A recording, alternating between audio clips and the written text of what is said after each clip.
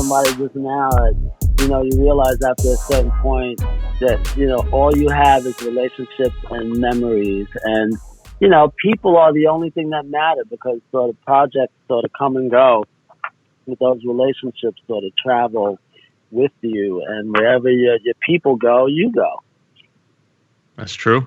And sometimes when they blow up, they call you back and there might be a check there.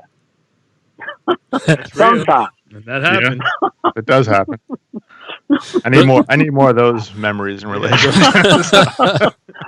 those are the best. A relationship with Bill Gates, but it hasn't happened yet. Okay. Dad, what does blow up mean? Well, son, you see, back in the day, when people got put on, it's like, if you think about it, if you had to break down to somebody all of the lingo for like the last, just go 30 years. You didn't have to go farther back than that. You would have to explain so much stuff just to get your point across. And I realize when I'm talking to somebody and I have to sort of explain hip-hop culture, I was like, well, that's derivative from this. And he's like, well, what's that? Well, that's derivative from this. And I'm like, wow, you guys really had to do a lot of thinking. I said, no, nobody talked. People just said what they wanted and did their thing. And then somebody sort of added on to it and so on and so forth. And then you look up and you got a culture. And then somebody sort of, if they're smart enough, they decipher what all these things mean. But most of these people didn't know what the hell they were talking about. I was actually riding. We took a drive yesterday, and then we were riding by, and there was some dude smoking a blunt on the sidewalk. And my wife looked over at me, and she goes, what age group would be the people who say grass? I said, yeah, probably like 70 plus at this point. Right. Oh my goodness! I can't believe she would even need to know that. Like, yeah. Who are you talking to that you even need to ask that? I know. Well, we've been actually we started recording already because we are just talking shit. But let's introduce you. Thank you. And I will say, if Siri or Alexa or Google are listening, I don't know these guys.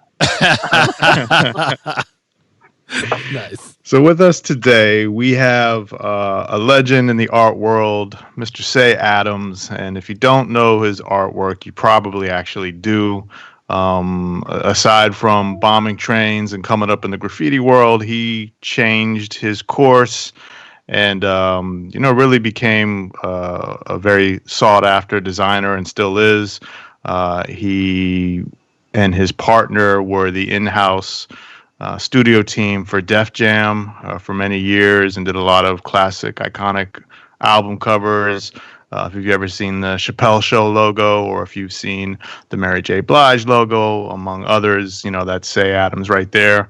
And he continues to do a lot of fine artwork and work with brands like Pabst Blue Ribbon and Levi's. And, he's just an all-around good guy. And most importantly, a father. So welcome, Say Adams.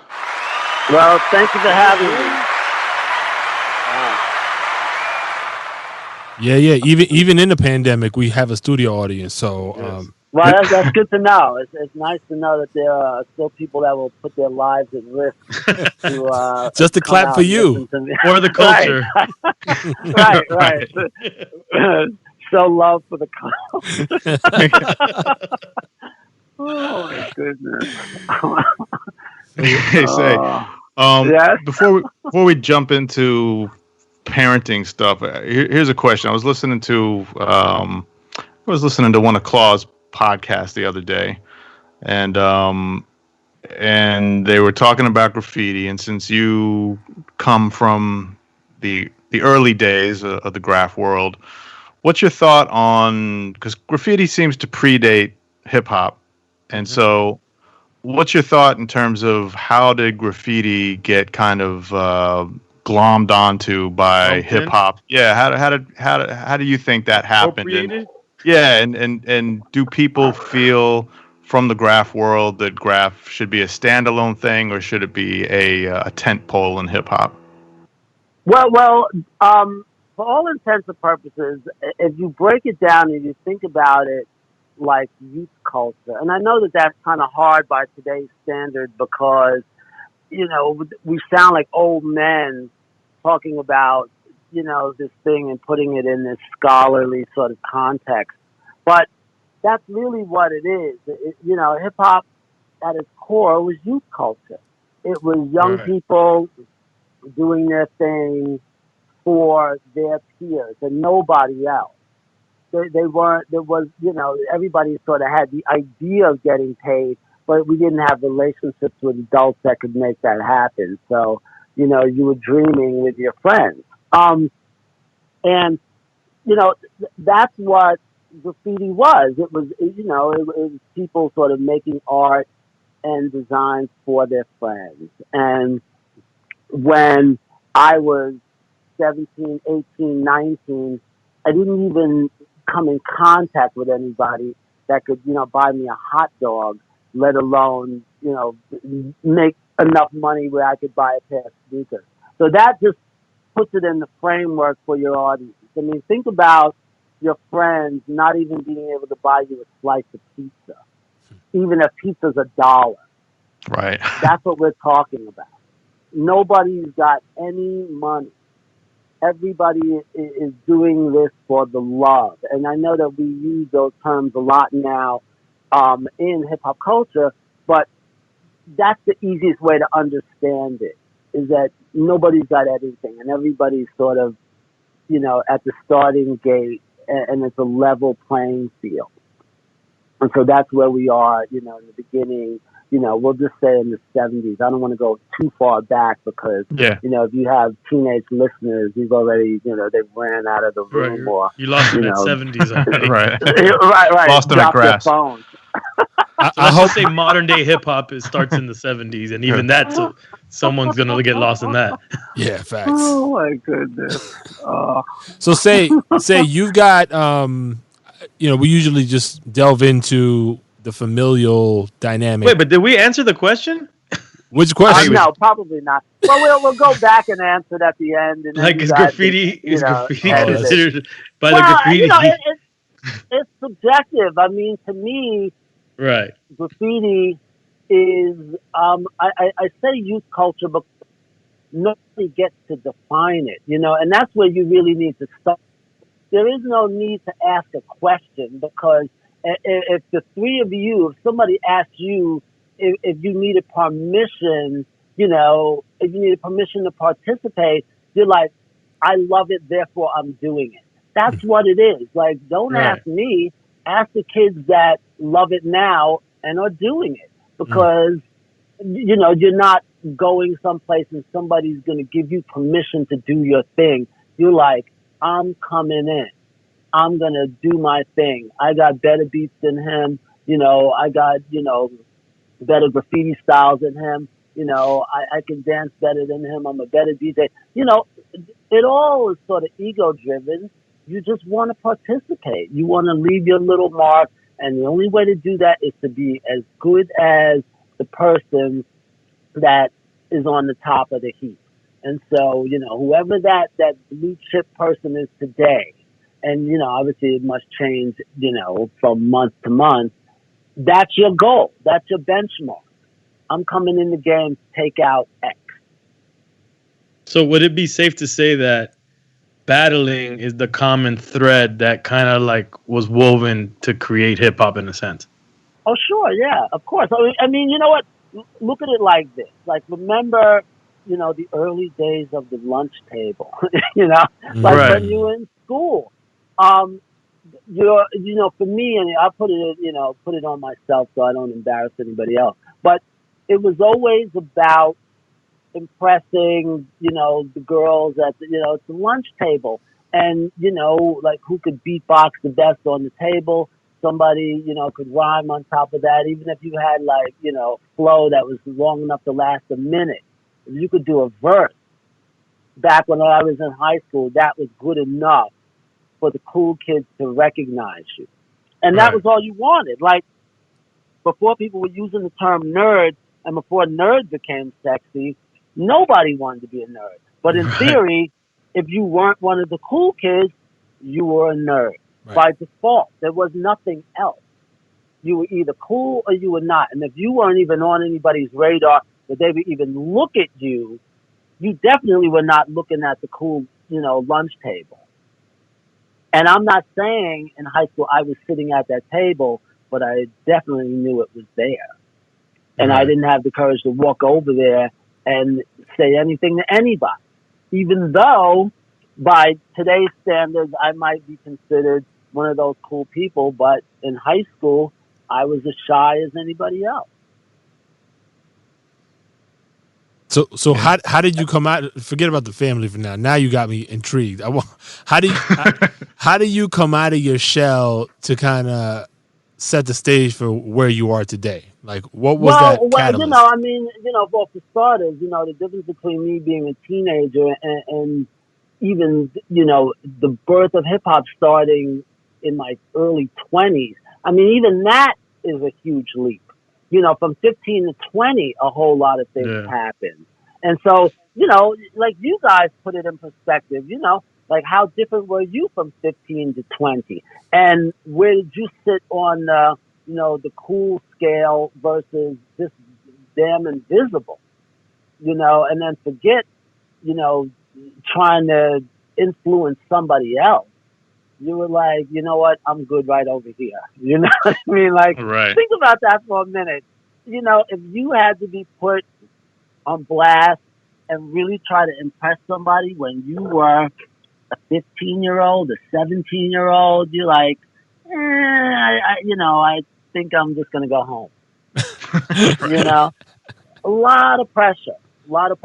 And even now, when I look at photographs of myself in books and, online from when I was, 16, 17, 18, and I look down at my socks, or I look at the jeans I was wearing, or I look at the shirt that I was wearing, it takes a lot for me to remember what I felt like being a frightened teenager wanting to participate and knowing that all I had was the good on the canvas that would deflect people from looking at me as an individual.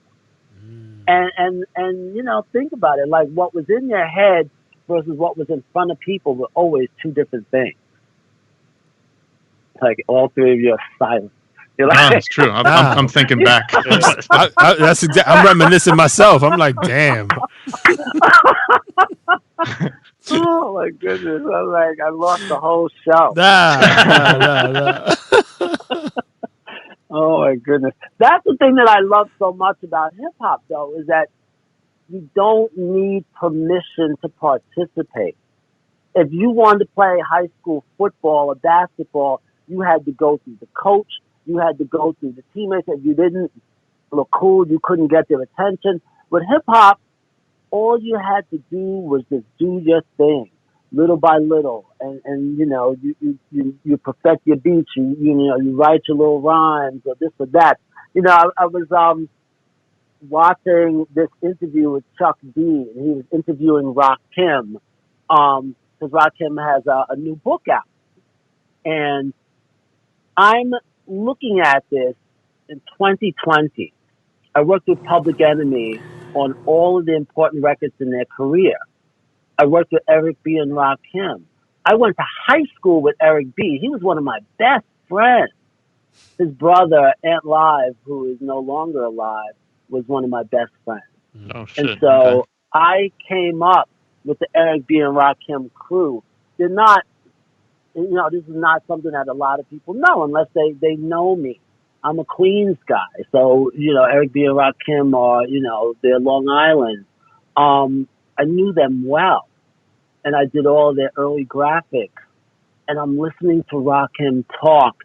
And now we throw this term GOAT around. For my money, that is always, reserved for Muhammad Ali and nobody else. Wow. There is only one GOAT, and it is Muhammad Ali. And then you got to call these other great people something else. But there's only one great, and it's Muhammad Ali. And it's not up for debate. You know what I mean? I was about to challenge you right now. It is not up for debate. It doesn't take anything away from anybody else, but those 4 letters are Muhammad Ali. And Tashin made a beautiful coffee table book, and KG, maybe you've seen this, where the book took up a whole table. I mean, the book might have been 3 feet by 3 feet by 3 feet, and they built a special table to hold it. And this thing was, to call it a brick is an insult. I mean, it is a coffee table. And it just said GOAT on the front in embossed gold letters. Wow. And this was a $10,000 book. And it was, signed and editioned by Muhammad Ali. And, that wasn't a term that was created to apply to, a chef or a rapper or a basketball player. It was for Muhammad Ali, period. And people take these things out of context, but the reality is they don't even understand what it means. He created that. It wasn't, it doesn't mean that when somebody gets to the top of their craft, you call them the GOAT. No, you call them, the best in their division. Muhammad Ali is the GOAT. Period. Because he coined it. Yeah, because he coined it. Yeah. I mean, think about it like this. It's an inventor. What kind of arrogance do you have to call yourself the greatest of all time? There is no more time in history than all time. You're a fucking superhero, man. Yeah, I mean, but just think about how crazy, you have to be to think that you could be that person and then realize it. And then, the gold, platinum standard is you, because you manifested that dream that was once in your head. And I have to tell you that for my money, there's only one other person that was, and I hate using this term, crazy enough to have a dream like that and made it a reality. And I'm going to ask all 3 of you who you think that person is. I bet you all 3 of you will be wrong. Thanks. Thanks for the confidence. I want each one of you to answer that question. Who else do you think called himself the greatest of all time and then made it a reality? He calls it. It has to be both of those things? They call themselves this. Yeah, they called themselves that, and then they made it a reality. To me, it'd be LL is the only other person that I know that said it. LL. Next. I'm going to have to go with Melly Mel. Melly Mel. Okay, next. Shit. Did Obama say it? I'm thinking. Wait a second. I'm Trump. still thinking sports. That's fucked up, Kay. That's fucked up. I mean, I'm gonna say he's a different animal. I'm gonna say Mike Jordan, but I never heard him call himself that, so I'm off.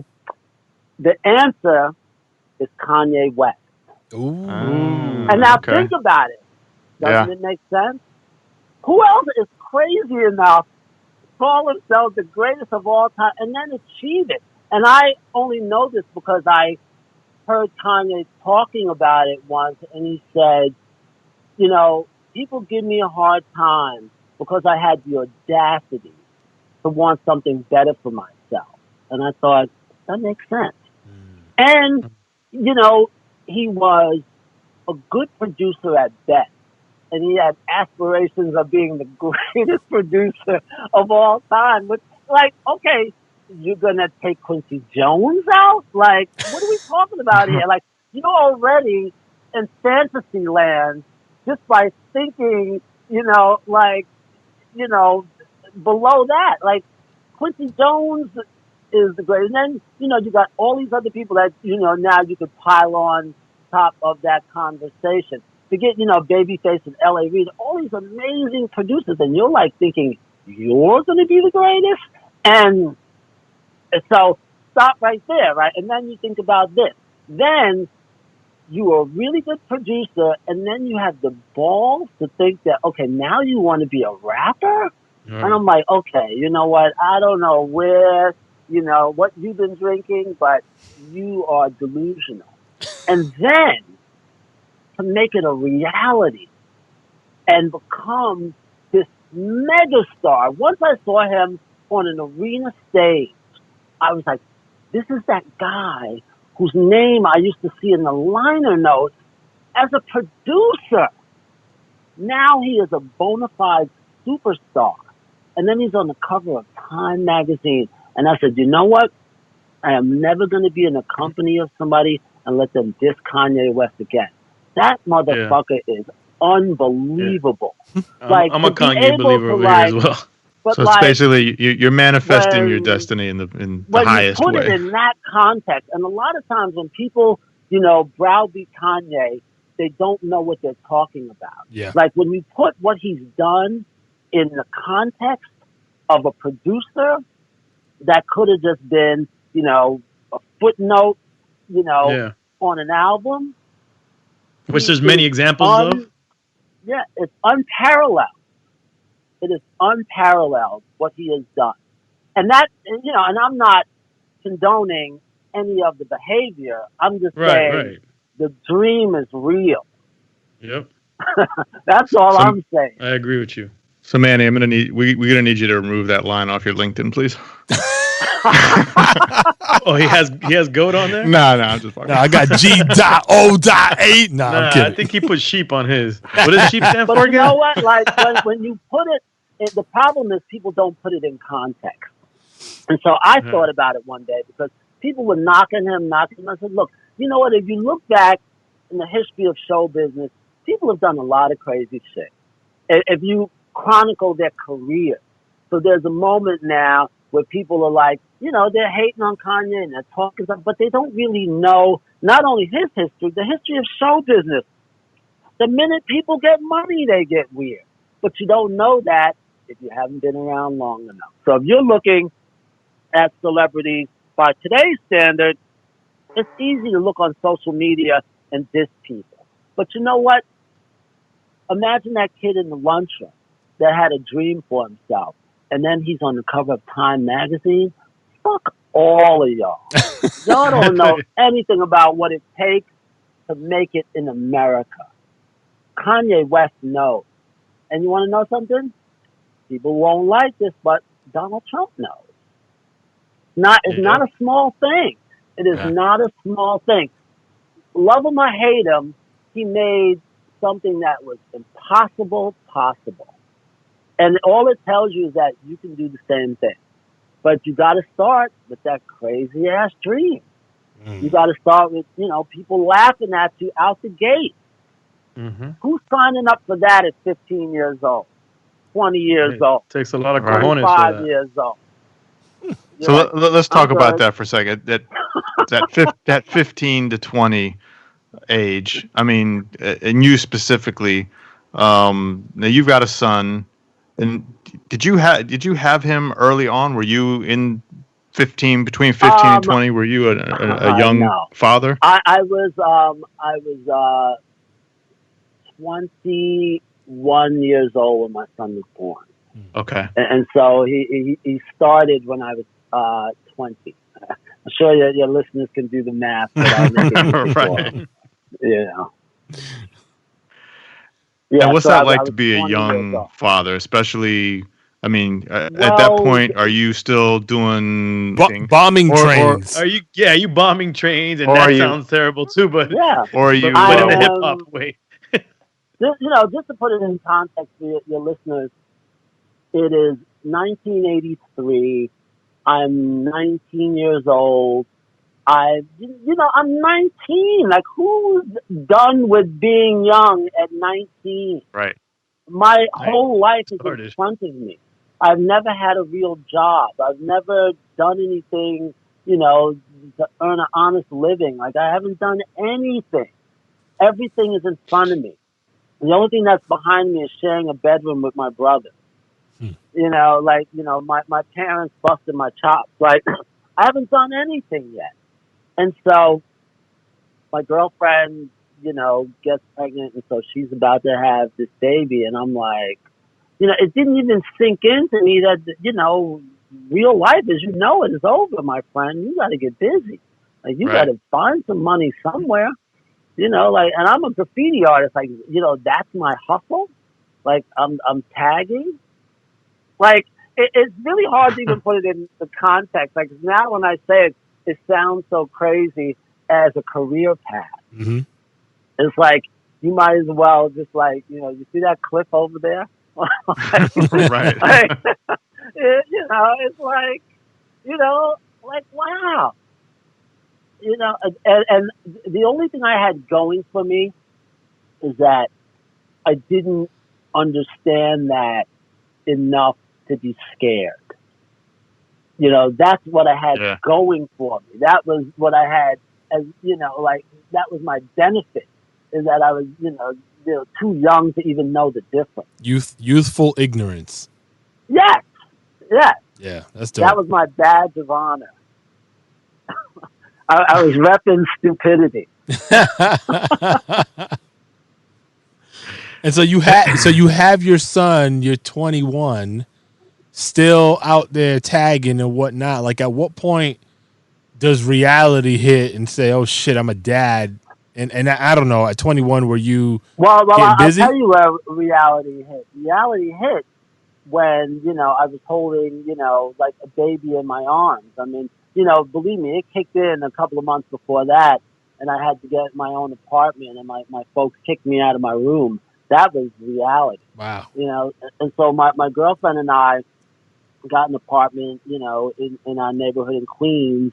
And, we got a little basement apartment, and we were playing house. I mean, it got real really fast.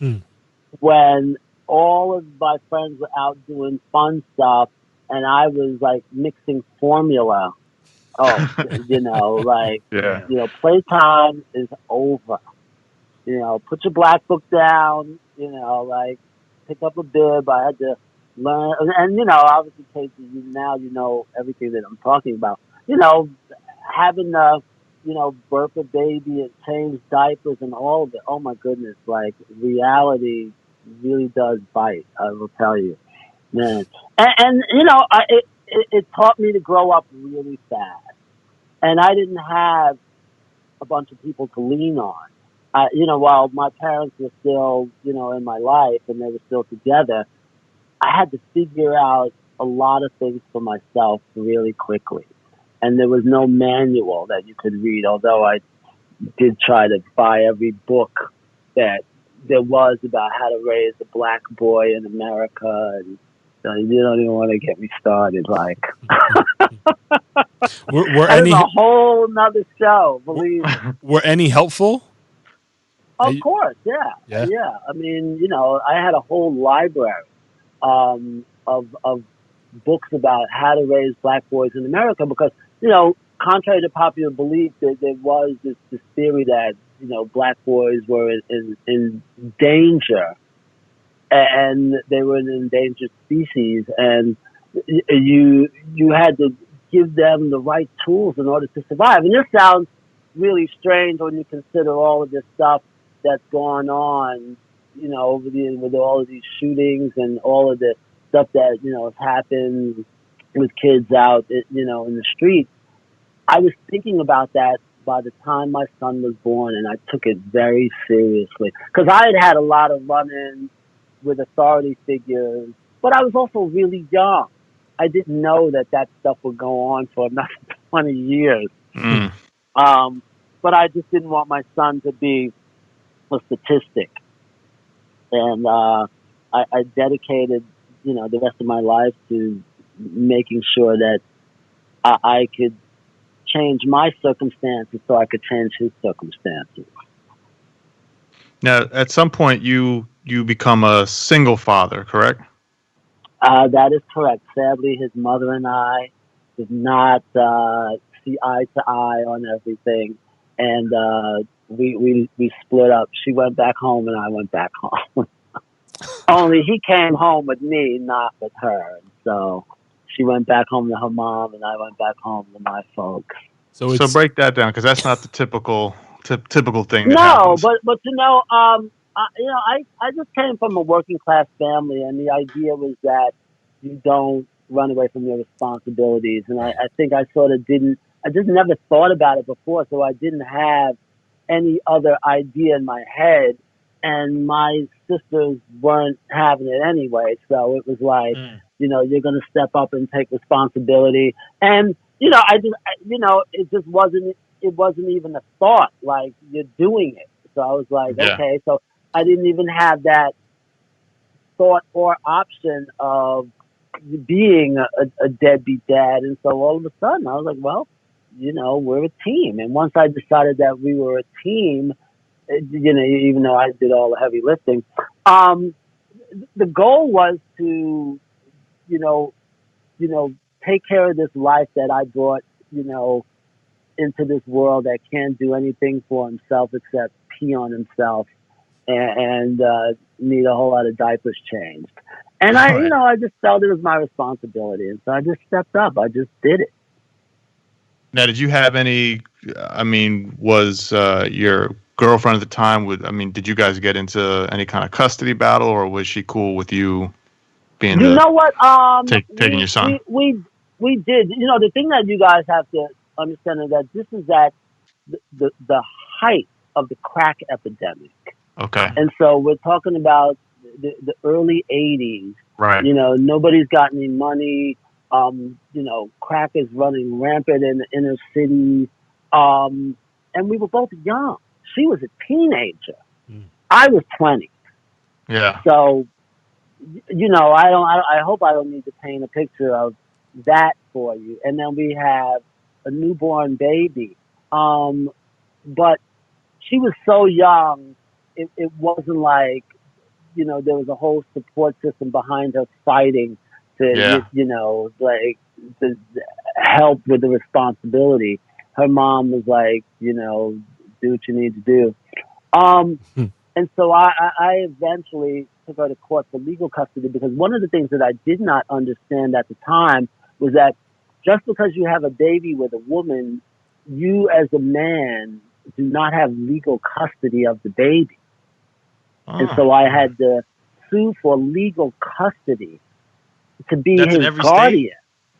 State? Yeah, I like I said, it may have changed, but the woman is the legal guardian by birth, not father. Birthright, right. And I had figured that out the hard way when I'm trying to remember what the context was. I went to go do something and I needed some document, and that I had to get the mother to sign off. And I was like, the mother? I'm the one doing all the work. And then I found out that it's a legal guardian. And then my sister, took me down to the courthouse and we filed for legal guardianship. And I had to sue for legal custody, but I got legal custody. Wow. Damn. It was, it wasn't a big deal, believe me. It wasn't like, there's a team of lawyers on both sides fighting. It's just, you had to show that you could provide. And if there's no opposition, you're granted, like custody. Because at the end of the day, the city and the state want you to take responsibility. It's one less thing that they have to do. Right. Right. So you had now you have custody. How did you prove that you could provide? Like, what were you doing at that time to show that? You really are going to ask like all the tough questions, right? I'll be honest. Like, I didn't have a pay stub. I don't even remember how I proved it. Yeah. But I think the fact that I showed up told the judge that I was serious. I was 20 years old. I was 21 years old. Like, I'm going to take the time to go down to the courthouse and show up. And I got my family sitting next to me. That's all she needed to see. Done. Next. Yeah. But, the only times I've been in court was, when I was, dodging a ticket, for writing graffiti. So I was scared. It wasn't something that I wanted to do, but I needed to do it in order to, like, be able to take full responsibility. And the crazy thing about being a male guardian for a child is because my son's mother was Puerto Rican and Irish, and I'm African American. My like a lot son is of really, really emotion light. in So that my relationship. son is as light as like, KG. Not that your listeners know what that means, but you guys know. And I'm dark skinned, and so whenever I was out, people were like, where are you going with this white baby? And so being his legal guardian meant a lot because I would get stares when people would, see him in the stroller and they'd look at me and, and they're just sort of scratching their heads. And this is in the 80s when people didn't just look the other way. They sort of wanted to be able to connect the dots. And people feel entitled to want to know who you are. Like, where's that baby's mother? Mm-hmm.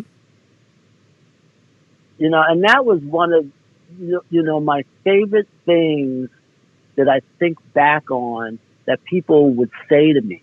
If I had to, pick a top 3 things that people would say to me when my son was between the ages of, 1 and 5 was, where is that boy's mother?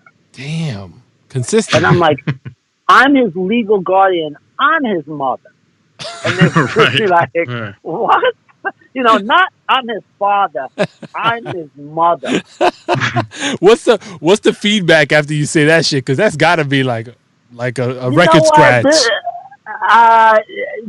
People just, they just think you're out of your mind. But I'm telling you right now, and I know I shouldn't be saying this, but I'm going to say it anyway. And you guys, I know we're not live, so that right. My son is 35 years old right now. And you can ask him right now who his mother is.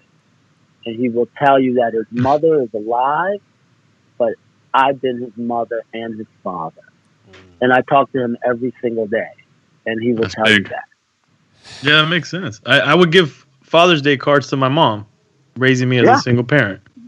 Yeah. So I understand it. Really quick, I want to rewind something really quick that's a little unrelated to what you're saying, but related.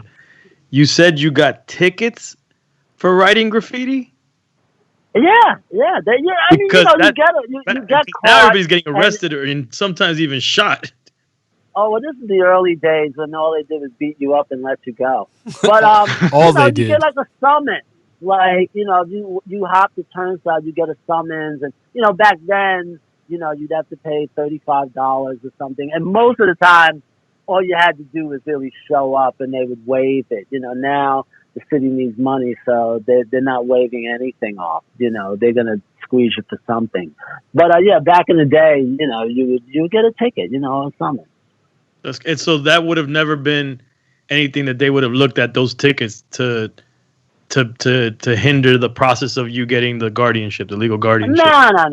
Like I said, with family court, they're not idiots. Like those judges, they know the kind of people that show up in the courtroom. And so showing up is more than half the battle. Right. And if, if you're going to put on a little suit and a tie and just show good faith, like they want people that are willing to step up. That was the last time I was in court with my son was, 1984. It was a long time ago. Yeah. That's all it is intention. They just want to know that you care. Right. But I would say that it's crazy how times have changed because I have a lot of friends that are graph artists, and the laws have changed. They're a lot more harder on folks getting arrested. They get arrested for doing graphs. I would imagine that if someone's going through the same process right now, that would be like a strike on their record that they would look at and be like, because sometimes it's even like a federal crime, depending on where they're. Wow. Well, I take pride in saying that I don't know.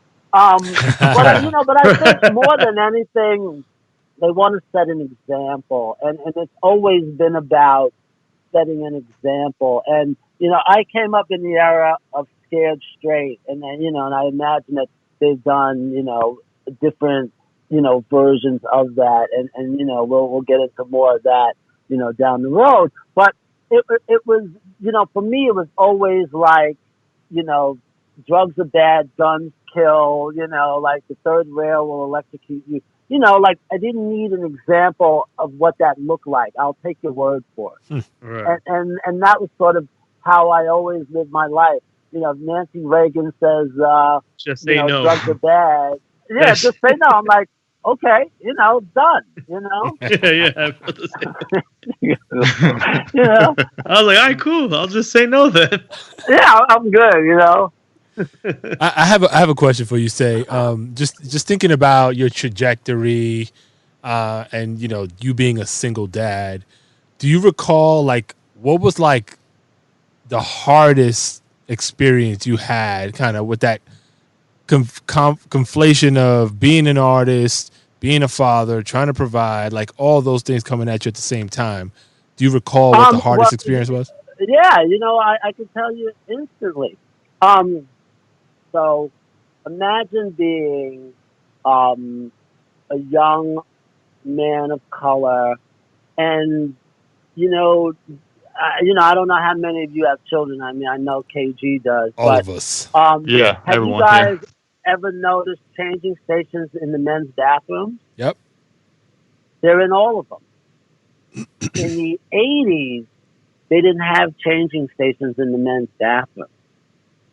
And I had a little boy. I'm already getting fever from people just pushing the stroller.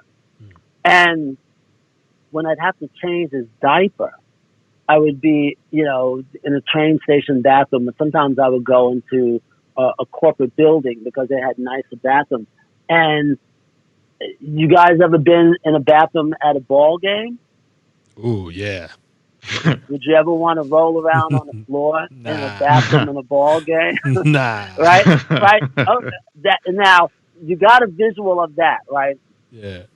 Imagine putting your jacket or your coat on the floor. Shit. And putting your baby on your coat to change his diaper in a men's bathroom. And that's what I used to have to do to change my son's diaper whenever he had to go, to the bathroom. And I would have to do that. Yeah, like my nose has got a visual of that. Like I can smell it when I say it. It just like it's so vivid, and people are sort of looking at me like, like they've never even seen somebody changing a diaper outside, home, and it was just, there was no other way. There were no changing stations. I couldn't do it, out in public. Now, you see women breastfeeding in public is no big deal. But, there was no place for, men to do anything. Yeah. And I had to do that. And I tell my son that story because I want him to know what it was like, during those years when he was little. And he certainly, and I got more stories than you guys have time for. I will just tell you that, about dealing with discrimination, racism, police, like, women, like, you name it. I've dealt with so much stuff, just doing basic things that a woman does every day. But because I was a man, society just doesn't even imagine that men have to do these things. So just finding a place to change a diaper was a big deal. And this is before they had, public benches and all of that. But so I'll tell you two things. One was that. And then there was another time where, I'm sure you've all heard the legend of the black man not being able to hail a cab. The legend. Right. Legend has it, before Uber, it was difficult for people of color to hail a cab. So I couldn't hail a cab. So one day I'm outside with my son, and we were coming from, a meeting or something. And, I'm, 23, 24, and so he's 1.5 or 2 or something, and it's pouring rain, and I'm just going from Lower Manhattan to Brooklyn, not that far. Pouring rain. I'm standing out with no umbrella, no raincoat, none of it. Just holding my son in my arms, and I could not get a yellow cab to stop. So finally, a businessman sees me, and he hails a cab, and I get in the cab, and I still, like, right now, it's like I have to move my phone away because it brings me to tears every time I even think about it. I get in the cab, and the cab driver, as soon as I say Brooklyn, he refuses to take me to Brooklyn. Wow. And I'm with a baby. Jesus. And he's like, money is not an issue. And he's like, I'm not going to Brooklyn. And I'm standing out in the rain. And the guy stopped the cab, got out of the cab, went around the car, opened the door, and was like, out. And I was like, I never felt so humiliated, number one. And number two, it was, in my mind, the closest thing that I can imagine to what it felt like, being a slave and watching somebody, like, violate your woman and you can't do anything about it. That's what it felt like to me. I mean, I don't have a lot of analogies, but, there are not a lot of times in my life where I felt, dehumanized and I couldn't do anything to protect my kid. Shit. And right at that moment, It's I terrible. said, I need to buy a car. And I went home and I said, everything's going to change from this point on because I'm never going to have that feeling again. And I'm happy to say I've never had. I've had other things, but I've never had that particular moment happen again in my life. But man, there's nothing that feels worse than, like looking at your kid and knowing that you're doing a shitty job of protecting them out here in the universe. God. I don't even And and what's really ironic is I don't know that I've ever told my son that story because I think I would just be way too emotional. And I talk to him every single day. And I don't conjure these stories up a lot, and I definitely don't tell him because he's got his own greatest hits at this point, and we've had so many great moments that I've never really had a lot of situations where people have asked me about the painful stuff.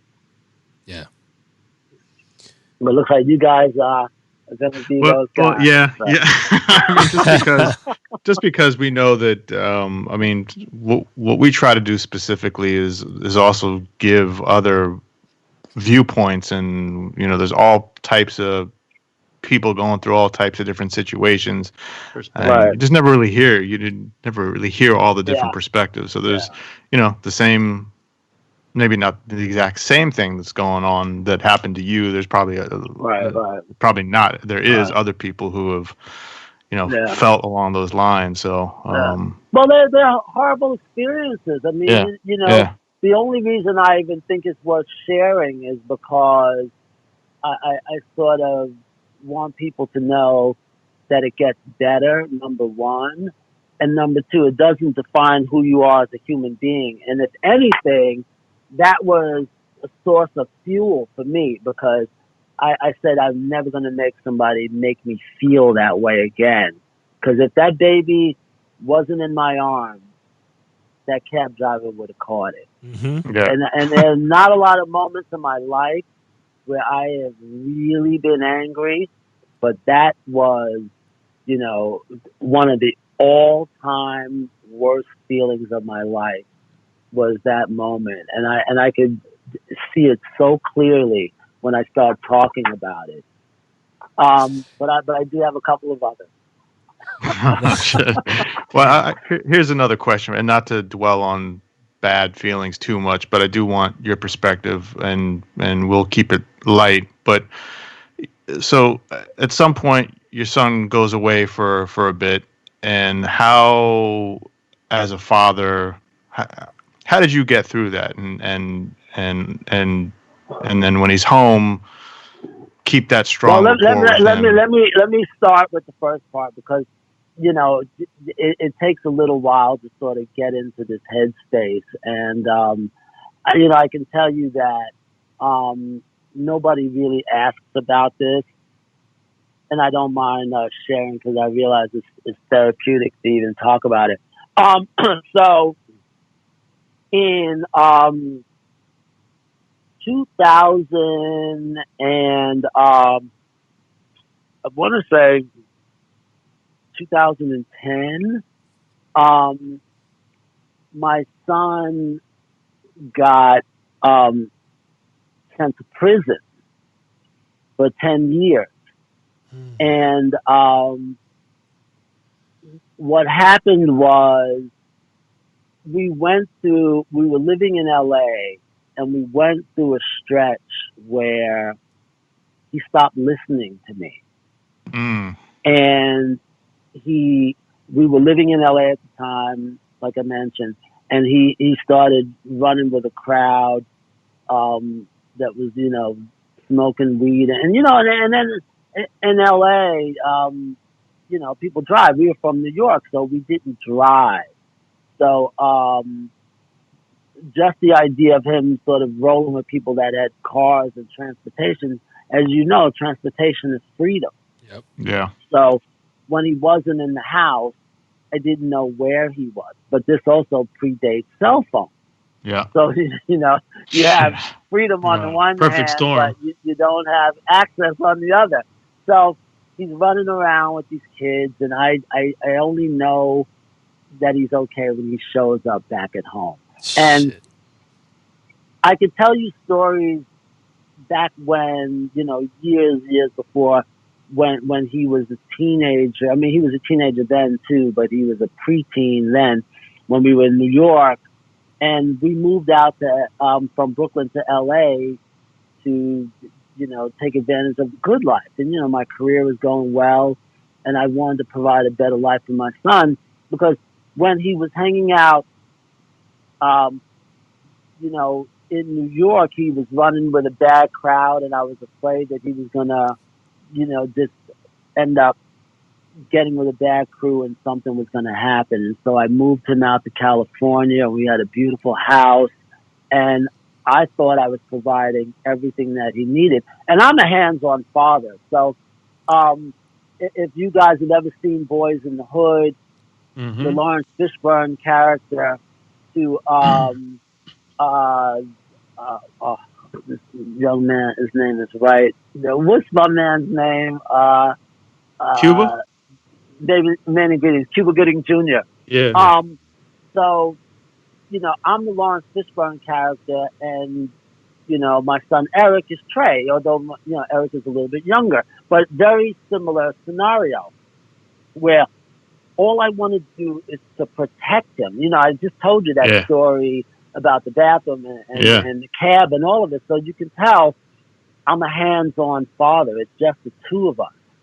And I know everything about him. I am on him. He is not going to be a statistic, not on my watch. And this is, what's going through my mind. But we bumped heads a lot. And, I'm not, a militant type father, but there is only one way to do things in my household, and that is my way. And, when I was coming up, my father was like, if you don't want to do it my way, there's the door.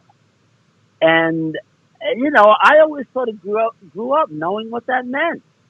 Don't test. Like, it never even, like, if I even thought about testing my father, I'd have the thought bubble, like, pop by my alter ego that was like, are you crazy? And, like, I just, I don't know a universe where I could look in my father's eyes and have enough confidence to even say the words that, in my head. Like he would like slap my dream and that would make me stop. I never developed that muscle ever. And that was the way I raised Eric. So when I parent him, this is the way we're doing it. Everything that I do is for you. Let's make that clear. Mm-hmm. And he never grew up not understanding that because, every time he looks at me, I'm telling him the story about all of these things that I did. And my whole idea is I want to provide for my son. That's what a man does. And I always wanted him to know that. That's what my father did. That's what I'm doing. That is, the story of life, in my opinion. So, I'm always on him. I'm always mind the company you keep. But Eric, I won't speak to him, but I will say he's always worked very hard to try to earn my respect and to impress me. But there was a time when he would give people that didn't deserve it, his full attention, and he would do things to try to impress them. And he was very gullible for a good portion of his teenage years, where he was running with a bad crowd and he would do these little initiation things. And, can you curse on here? Yeah, absolutely. Okay. They're like, kids don't give a fuck about you.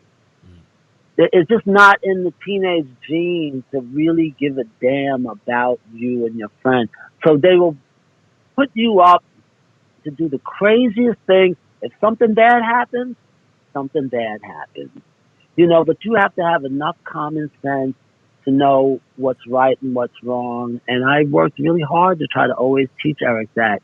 But there were moments where he was going to do it his way. And after a while, I was like, I can't watch you everywhere.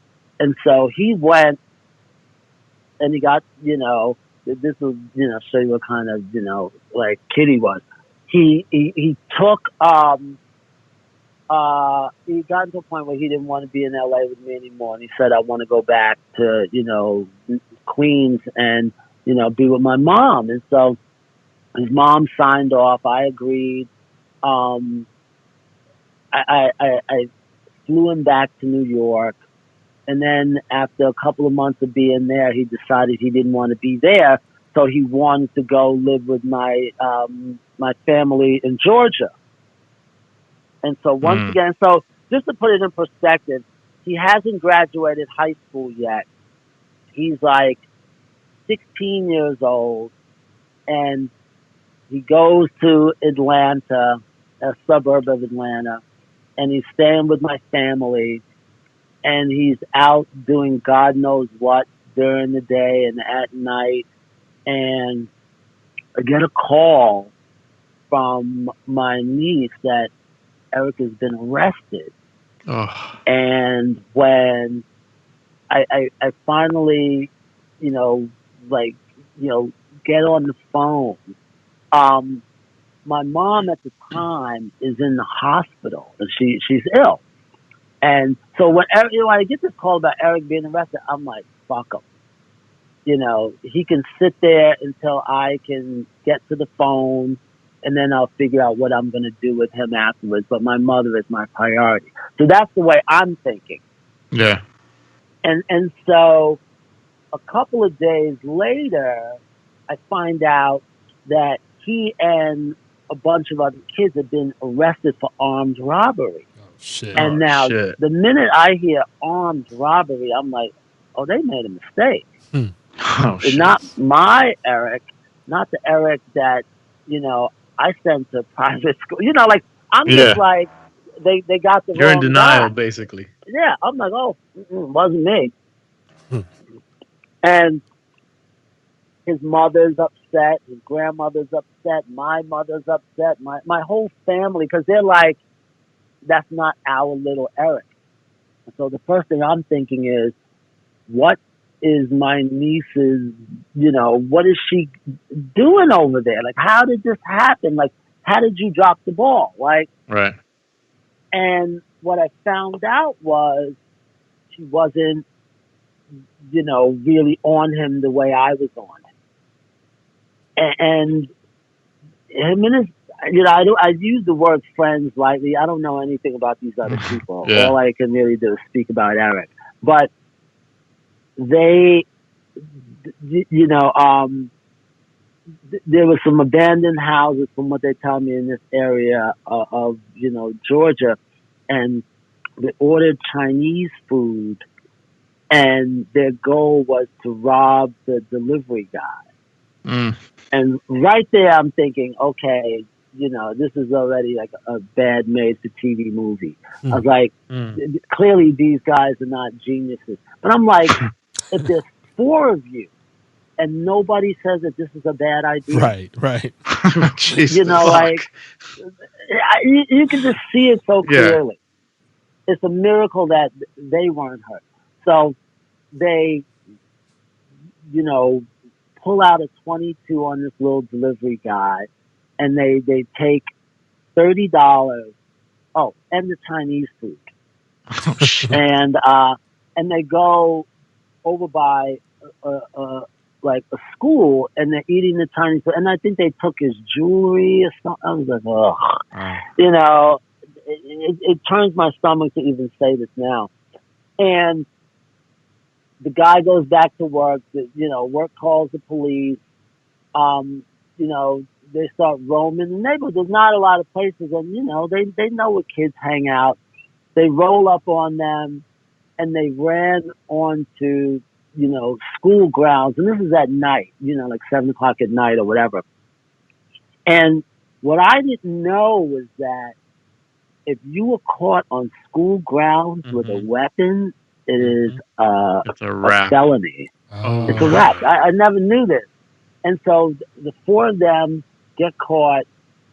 They bring them down to the precinct, and the first thing they do is they separate them. Oh. And what is the first thing that they all do? They all turn on each other. Snitch on each other. Oh shit. Yeah, and they all start blaming each other. But what happened was, I think one kid was 14, one kid was 15, one kid was 16, and Eric just turned 17. Oh. So all 3 of the others, parents came and got them. But because my niece was working, she couldn't come down and get Eric. And because they had all turned on Eric was the one that got charged as an adult, and everybody else went home. Or one of the kids, I think, went to like a juvenile thing for like, 2 months or something. And because Eric was, playing the code of the street, he's not going to rat out his boys. Every one of those kids ratted him out, like, within 15 minutes. And he's, watching these gangster movies, and he's like, I'm not going to rat out my crew. He doesn't even know these guys. Eventually, I got this out of him many months later in a letter.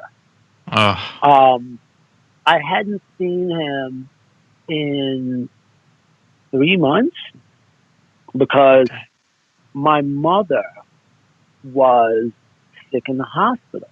And, I won't go into a whole lot of detail about that part of it, but my mother dies, in this story. So you can tell where my loyalty was. I'm like, you know what? If you're stupid enough to follow these idiots, I'll get back to you. Right now, I'm gonna, focus on my, my mom.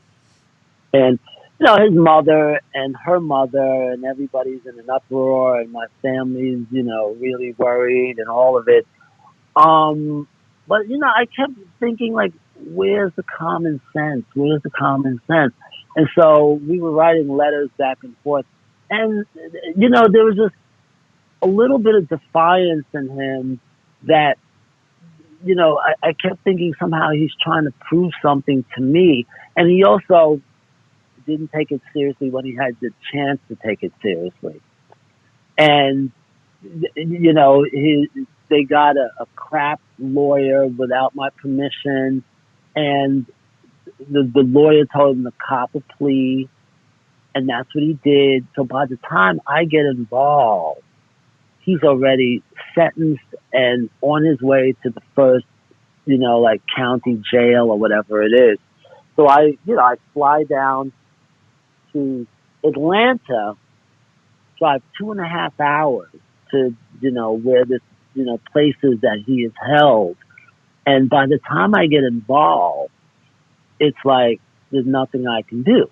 And so, my first instinct was to call in a really powerful, attorney that we had, at the label. But I was like, I didn't understand the magnitude of what was happening because we were in Georgia. And I just thought, I'll let him sit there and stew for, like a couple of weeks. I didn't understand what was going on. By the time I found out about the whole 10-year thing and the gun charges and, the felony and what it meant to be on school property with a weapon, even though the weapon was a 22, and and I think also that the judge was trying to set an example. Yeah, it was a wrap. It was a wrap. I mean, it is easily like one of the worst things that's ever happened in my life. And so, I go and visit him at this, in this county jail, and and I'm mad. That's the other thing that I forgot to mention in the story. I'm really angry because I'm in denial about the fact that this happened. I'm like, not my Eric, no, no, no. And, like, you're an idiot. How are you going to follow these kids? Like, when I get my hands on the ringleader, all of this stuff. And the story just got worse and worse and worse after that. Damn. And, within 6 months, I really understood how real it was. And it was, it was nothing like the couple of times when I had to go pick him up from the police station when he tried to test me, or he got into a fight at school and, tried to go for the security guard. I mean, this was like the major leagues compared to those things back in New York. Did he do all the time? 10 solid 10 years. Wow. That's fucking insane, dude. And let me put it in perspective for you. He's in Georgia. I'm living in LA. Wow. And then later New York. I am flying from LA to Atlanta. I would rent a car, stay at a hotel in Atlanta, or if I got in early enough in the day, I would drive to, like Dublin, Georgia, Right. stay at a Motel 6, and then go see him the next day. So like they would only, they had daily visits, but, I lived in another city. So by the time I got there, the whole visitation would be over. So I would usually go visit him on the weekend, and I would make it a whole weekend. So the whole weekend would be reserved for visiting him. So I would leave Friday, get to the hotel Saturday morning, up, 7 o'clock in the morning, eat breakfast, drive to this, county jail and visit him all day. And, you got to get a whole bunch of quarters because you can only use vending machines, like a whole thing.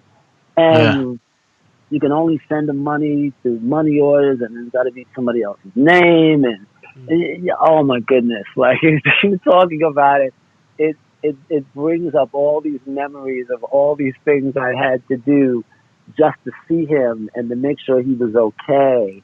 And all he wanted were things that would take his mind away from being in that place. And I would go and visit him twice a month. And it felt like, a part of my body was missing, just being away from him. Shit. Damn. And we would just sit there, back at the lunch table.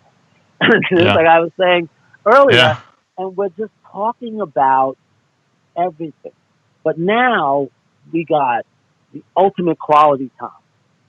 But I'm angry and I'm sitting there and I'm like, take it from the top. We got all day. Run me through what the fuck is going on? Like, where is your common sense? And certainly, it's all clear when you got nothing but time on your hands. Yeah. And so he's sitting there with me, and like, that's when reality kicks in, and he's like, I didn't, I lost my way, and he was just sort of like, the testing just kept growing and growing and growing. And you get to a point where you try to see what you can get away with, and the stakes get higher and higher and higher. Unlike a lot of other people, he wasn't a user, so he wasn't using drugs, he wasn't using alcohol, but he was always gullible when it came to wanting to impress other people. And I think to some degree, by default, he was trying to get my attention. Because that's always been the one, battle that we've had through our, both our lives, is that he's always wanted my attention by any means necessary. And that's what's always been difficult, because it took me a lot of years before I could see that. I just thought of it as, good old fashioned defiance, Right. But, I never had a kid before. I never had anything to measure it against. His relationship is different than my relationship with my father. And, I didn't know what I didn't know. But he is the only son that I ever had. And we just, we bumped heads in a very different way than my father and I bumped heads. And at some point through this, I'm assuming, did the anger leave you when, I guess, through the years with these visits, did I guess the feeling change, and was it more looking towards the end of the stretch, or was it still? It did. I would say that, but I got to tell you, it took,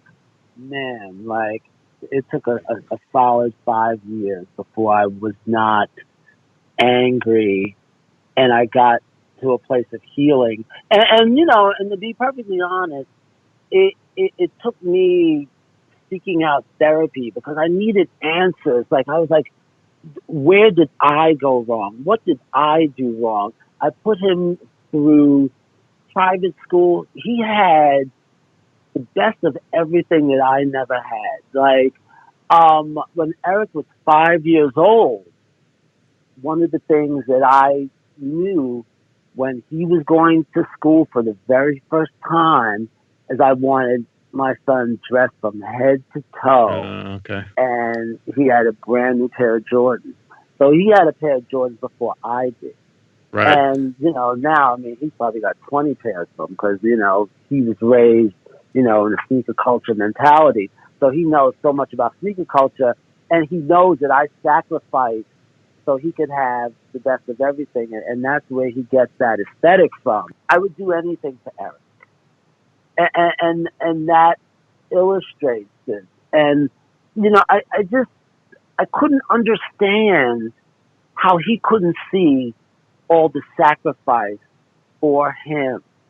But then I think about something like Drew Barrymore, and she grew up in this family of overachievers, and people get neglected, and you get introduced to all these substances, and everybody's got their own story. But I sort of I couldn't understand it. I was like, everything I am is for you. And I was just angry. I was really angry at him, and it took me a long time to get past it because I just couldn't understand it. And um, when he got released, it was like I was reborn. And I remember going to pick him up, and the crazy thing is he got released on New Year's Eve. Mm. Um, Wow. and I pick him up, and I could give a fuck about celebrating. Mm-hmm. All I wanted to do was hold my boy again and just pick up where we left off and show him everything I had been doing. And that was, for me, the one of the happiest moments of my life, because I've been waiting so long to show him all of these things that I had been talking about, but I didn't have any phone. I'd be, drawing something on a napkin, and I just wanted him to see what I was talking about. And one of the things that happened that was really beautiful was that while he was there, he met this artist that taught him how to do portraiture. Mm. And Eric learned how to do these beautiful portraits. And we did an exhibition. I'm sure you guys remember. And Casey, you might have been in New York at the time. Did any of you guys, see that Tupac play that was on Broadway? Never got to see it. No, No, but I yeah, I didn't know see what it. you're talking about. But it was, there was a play about Tupac that went to Broadway. Yeah. Yeah. But I'm laughing because, Holla if you um, hear me, right? I think is what yeah, it's called. Yeah. and Afeni Shakur was one of the executive producers. Um, but I worked on that play, and the idea was the play's going to Broadway, and they wanted the lobby of the theater to reflect the culture. So one of the producers got this idea to do uh, a hip hop exhibition, museum quality, in the lobby of the theater. Because if the show is going to be up for, however many months, you want people to walk in the lobby and you want them to feel the essence of the culture. And it made perfect sense. So I got to curate this exhibition. But one of the things that I also got to do was Eric did this really beautiful portrait of B.I.G. And we live in Brooklyn. We lived on the same block as Biggie in the 90s. And, this is also the second nature to Eric. And anybody that knows anything about my career knows this. And so when he did this portrait in jail and he came home and we framed it, it's beautiful. It's beautiful. And I put that in the exhibition, and we did a catalog that went along with it. And KG, did I send you a copy of our book, The Mashup, or did I give it to you while I saw you in Miami? No, I didn't. No, I'm actually gonna buy one, but I didn't get it yet. No. But I know I had one. But in that book, there's a picture of Eric's portrait of B.I.G. Full And circle. yeah, and to be able to, and the cool thing about the book is that it's a book about visual artists that are painting images of hip hop recording artists, and then they tell their story about what the artist means to them. So and then all the photographs are taken by my friend Jeanette Beckman, Yep. who KG knows as well. So it's sort of this sort of triangle moment where you have all these iconic rap artists taken by this photographer, and then you have all these important graffiti and street artists that are illustrating these images. And so Eric does this portrait, and he did an illustration of Public Enemy, and then everybody wrote an essay about why this image means what it means to you, and what moves you. And Eric tells a story about growing up as a kid and sitting in the office doing his homework, and Chuck D is there, and LL Cool J is there, and Run DMC is there, and the Beastie Boys are there. And wow, he talks about, watching me working, and that's his memory growing up. And I'm telling you, like, before I even got through the second paragraph, I started crying because it reminded me that he saw me. Yeah. And he was aware of Paying what attention. I was doing. And it didn't go unnoticed. And I had never heard him articulate what it meant to him. And when I saw that in writing, I was like, like I'm looking at this book right now, and it makes me want to, take the shrink wrap off of it and look at this page, even though, I made the book. Yeah. My name is on the book. And to have his name in the book next to my name in the book. And then we did an exhibition at the Museum of the City of New York. And we were both there side by side in a photograph together. It was like that whole thing that I just told you was a dream. Yeah. And it never happened. And that's amazing. I mean, I've never loved anybody like I love him. And he is like, my favorite thing about my life. And I talk to him every single day. And, now he's got, his own army of kids, and he's married, and, he's happy, and I'm happy. That's dope, man. Damn, Say, what a journey, man. And the amount of time you got left, my brother. Yeah. But like, if you would have told me that would be my reality, I wouldn't have believed it, and I remember one of my friends said, we'll have good times again. Yeah. And, you sort of can't see it. Yeah. And, it's nice how those things fade away after a while. Yeah, they were right. Yeah. But, like, he's my guy. Like, when people talk about ride or die, like, he really is my guy. And for me, like, a high moment is nothing if I can't share it with him, even though now he's got his own kids and he's got responsibility. And like, this might be a weird analogy, but, anybody that's been around long enough sort of will understand it. If, anybody is ever listened to the Harry Chapin song, where he's talking about his son, it's that's what my journey with Eric is like. It's like I was always like busy, and then all of a sudden,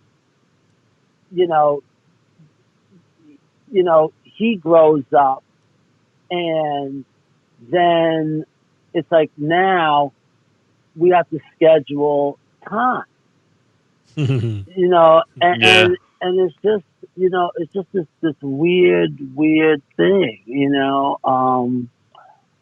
and I wouldn't, trade any of it, but it's just a really weird thing, because I just think about all of these highs and lows that we've had, and it just is sort of just, it just makes me laugh.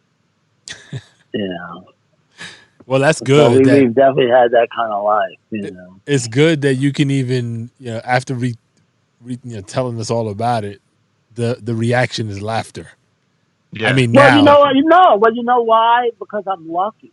right? Like, a lot of times the story doesn't end that way. The Yeah. It's story true. ends really badly. And I never wanted anything, for myself. And then the minute he came along, whatever I thought I wanted for myself disappeared, and it all sort of shifts onto him. And KG, you know what I'm talking about. Like the minute you have a child, you are irrelevant. Everything Yeah. really is about, I have to figure out how to provide for my kids. Everything becomes about them. Everything you wanted for Yeah. yourself, now you want for them. And you Yep. become, protective. And it puts it all in perspective. And that's what my life is like. So, when Eric finally comes back to me, all I want to do is spend as much time with him as I can. And now we get it. I'm not yelling at him. And, and I'll tell you a funny story. I used to ride him about touching my stuff, memorabilia, sneakers, shoes, books, Right. Things, artifacts, whatever it was. When he was a kid, off limits. Off limits. Don't touch it. Don't look at it. Don't think about it. And the thing that was, but, keep in mind, he had his own stuff. He had his own room. He had everything he ever wanted. I told you that Jordan story. Yeah. And so one day, Eric is over at my house, and he's got his boys with him, and they're both over 10. And I had this Muhammad Ali and Joe Frazier action figures, and they had the robes on, and Joe Frazier said "Smoking Joe" on the back, and Muhammad Ali's said "Float like a butterfly, sting like a bee." And they got the boots and the boxing gloves and all of it. And somebody gave me that for my 37th birthday. And I had all of these things, it's in the box, in the plastic. I might have taken it out one time to look at it at the party and never touched it again. And I would just keep it up on the shelf.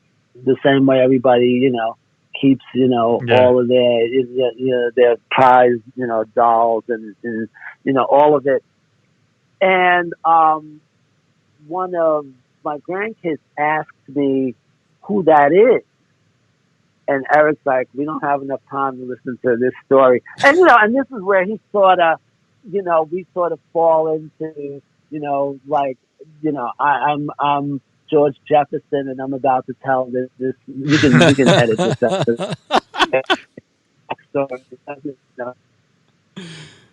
But That's I funny. start telling the kids about who Muhammad Ali is and what Muhammad Ali means to me. And it's literally like, oh, Grandpa is going to tell another one of his stories, and I start telling this story, and Lewis looks and says, can I look at it? And I stand up, I go up on the shelf, and I take the box down, and I put it in his hands. And Eric is looking like, what? And he's like, wow, this is it. Can I open this? Like, sure. So, he takes one doll, he gives Anthony the other one, and then looking at the detail and the intricacy. And Eric is just like, okay, stop right here. We got to stop this. He goes, look, I just want you guys to understand that growing up, I couldn't even look at that box. And he just gave you that box. And they were like, wow, this is really cool, Grandpa. Can we have it? And I was like, sure. And Wow. Eric was just like, and I said, you could have anything in here. And that was when Eric sort of understood, what it meant to have him back. And I told him, I said, anything I have, you can have. I don't care about any of that stuff anymore. All I care about is you. And, I remember he came home, and I had uh, remember the Fat Farm jackets that people used to love, KG? Yeah. So I used to get Fat Farm jackets for like cost or free, and back in the '90s, I had a closet filled with stuff. So fast forward to present day. Eric comes home. It's winter, and he needed something to wear, and I gave him my black Fat Farm coat. And these things are really warm too, by the way. They're like like Canada Goose on steroids. Mm. For your listeners out there that don't know. And he was so happy. And I said, going forward, you can have anything that I have. I don't care about any of it. Nothing is more important than you. And that was really the last time that I cared about material possession. And it's the way I feel now. It's like, if somebody comes and they see a book that's on my shelf, take it. Because if you're lucky enough to be in front of me, that already, says a lot. And, when I'm telling a story, if, giving you this thing means that much, I want you to have it, because at the end of the day, stuff is just stuff. Mm-hmm. And, it's now I'm sort of packing up all my archives, and I'm taking them to the Smithsonian to prepare to catalog my archives. But I sort of mention that because I just don't care about anything but people anymore. So that's why there used to be a time for a lot of years I was ashamed to tell the story. I never wanted anybody to know. And now I'm sort of free from all of that. And that's the benefit of a lot of therapy, but also just understanding that nothing's more important than him. And that time, all of that vanity and all that stuff, it's wasted energy. And obviously, now we're living in the age of, COVID, so I know you guys know what I'm talking about. Yeah, for sure. And, you got people out there that you care about, put the nonsense aside, because, things are getting harder. And without going too much on a tangent, it's real. And Yep. so, we need to, share more stories. And that was why I decided to talk about this, because, he's everything to me. I'm super appreciative that you opened up about that, for sure, man, because, there's easy sometimes. other folks out there. Well, I didn't tell you when I took him to Las Vegas to see Cher, so, Oh, okay. And the other brilliant thing is you managed to bring it back to Muhammad Ali from the start to the finish of the podcast. Right. I went full circle back to the GOAT. Oh my goodness! Thank you for illustrating that, because I did not see that. That was impressive. Wow. That was good. That is the art of storytelling. That's There it. you go. That's it. Say, man, it was a pleasure listening to you. We really appreciate you spending the time with us. I know you got a very busy schedule, even with the COVID stuff. I'm sure you're creating a whole bunch of stuff. So you want to know something? Yeah. I'm working on a couple of things that I'm very proud of, but I am. I'm happy to make this time, because KG is one of my favorite people out there in the universe. Well, I appreciate that, man.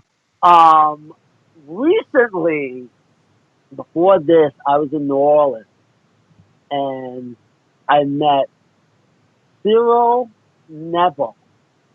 And the first thing that I told him was how much I love the Neville brothers. And I'm in New Orleans, and I says, I was with my friend Heather, Oh we yeah, were we saw him on walking the down street. the street, and we ran into Aaron Neville, and he did not miss a beat. He Yep. gave Wow. KG and I both a nod, and he kept on getting up, and I was like, and Yep, I remember you that. know, like 2 Neville brothers under my belt, man. Like Yeah, good New nice. Orleans royalty, man. That's dope. Stories. Well, time to go make dinner on my end. Yeah. Good. Tell me, you gotta make time to call back and tell me about the baby and tell me how life is, man. Because Yeah. know. I'm gonna do that. We'll do an offline catch up. It's been a minute since our I would Miami. like that. Yeah, last time I saw you was what? Is that 2 years ago Miami. already? Yeah. Or is that a year ago? Miami. Yeah, it's Miami. Damn. Gentlemen, do your thing. If you need anything clarified, just reach out and be happy to help. And everyone can reach you at sayadams.com Yeah, and whatever everything you social got. Say Adams, right? Yeah, all of it is still the same. But send an email if you want clarification, and I'll take care of it. All good. Cool. Say, man, we really appreciate it. Anytime, they're happy to help. All right, brother. All right. Peace. Appreciate you guys. Later.